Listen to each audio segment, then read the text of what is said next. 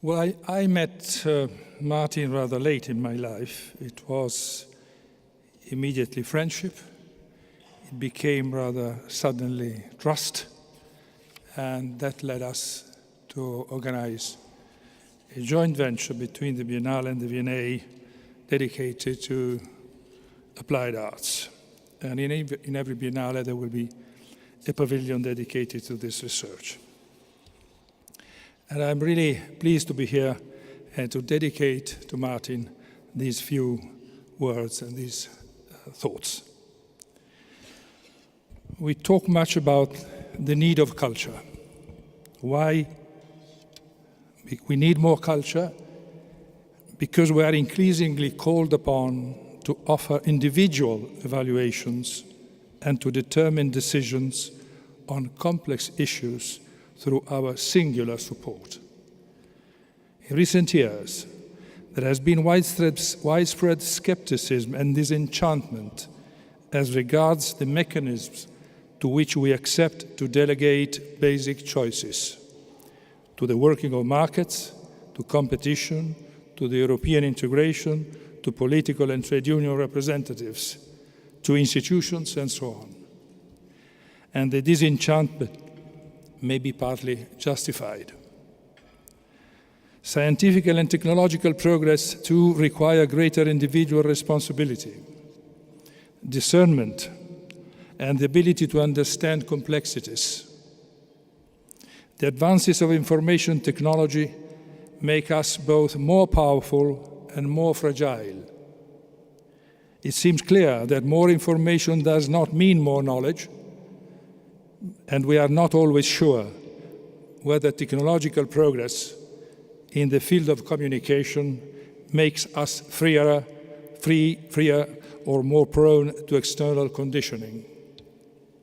We all need to learn how to live in complexity, and therefore we need more culture also to avert the increased danger of political and economic exploitation of all those uncertainties and of the disenchantment that may follow.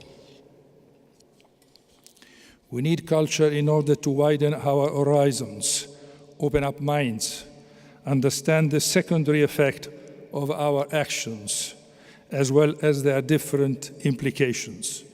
All this in order to avoid unnecessary damage, but also to seize opportunities that are otherwise undetected.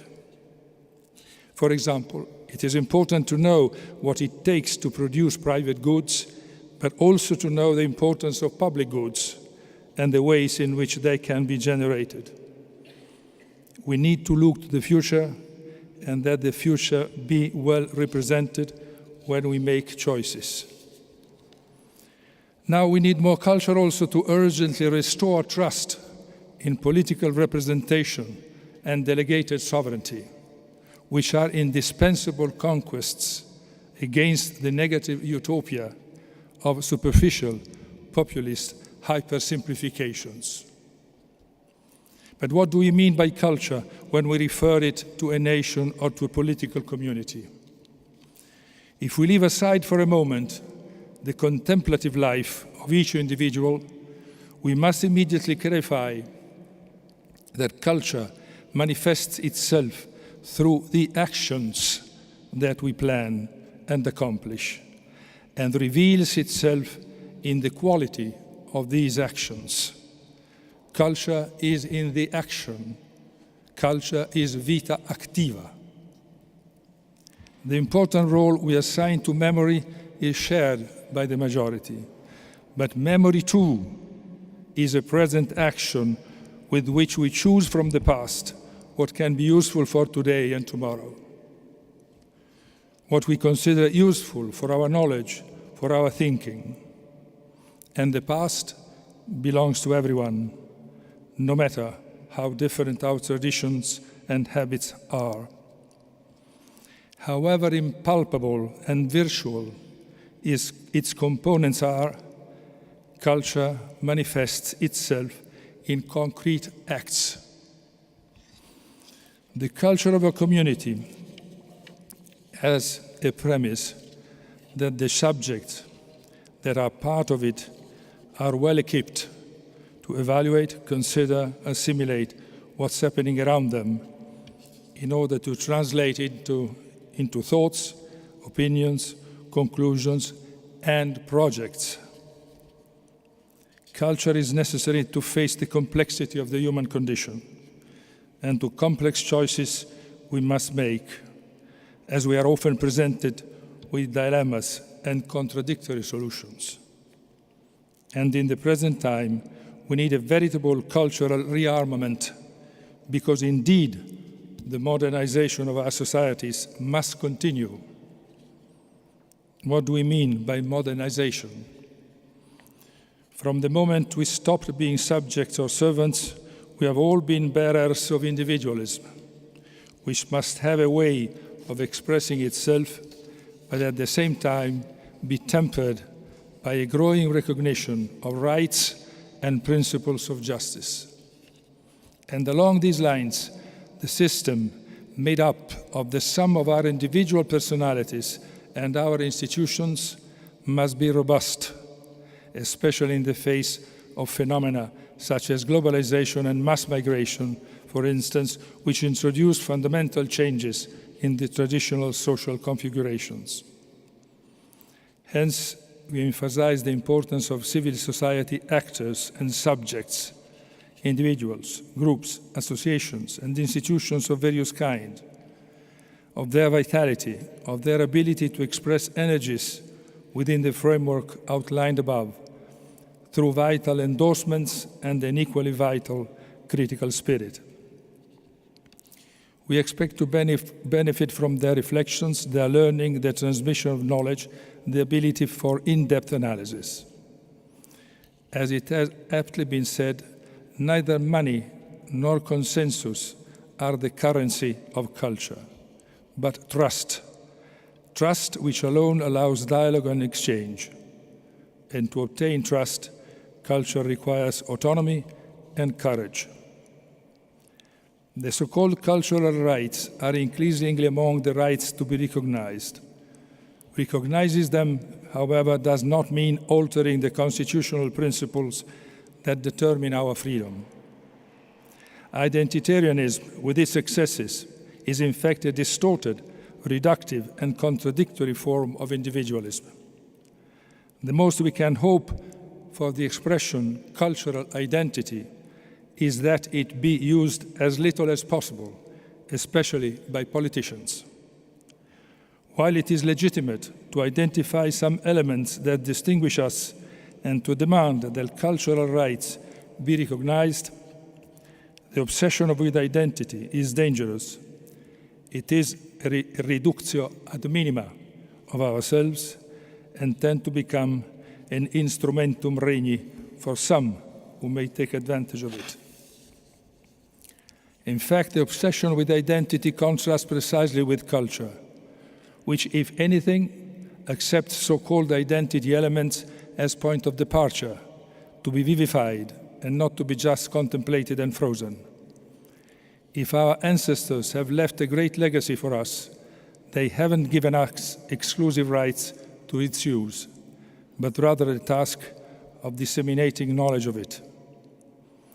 Identitarianism and nationalism are like a double-edged sword. In conditions of slavery, they may serve to concentrate the will towards the fight for liberation. In ordinary conditions, they can become instruments of repression. Beware then of false emergencies and profiteers of false emergencies. Emphasis is the enemy of culture. Beware of artificial emergencies that arise precisely from the lack of culture and the absence of idea and projects. We proclaim often the need of a better mutual understanding, but to know each other is to act together, to identify common goals, and to work together for a future. Cultural dialogue is not so much in the contemplation of what we wear, but in deciding our course of action. In Europe, many historical political movements have become entangled on identity politics in order to thwart extremist identitarian movements at political elections. But if Europe wants to promote integration and talk about its own identity, it must not indulge in fairs or rituals about the past, but foster projects in which to involve everyone, us and the newcomers. Europe herself has been recognized as a great project for the future of the individual countries. Together with it, all our other treaties or international institutions have been agreed upon because of the recognition of the medium-term advantages each covenant can derive from a reduction in obstacles and the marginal transfer of sovereignty. And this is really one of the greatest conquests of human mankind in recent times. Many want us to make a step backward. Culture is needed to reduce the damage and to let us regain the vitality that can lead us to offer a step forward. Finally, a word about a cultural institution like the Biennale. There, in art, architecture, dance, theater, music, and cinema, we celebrate mutual recognition and exchange.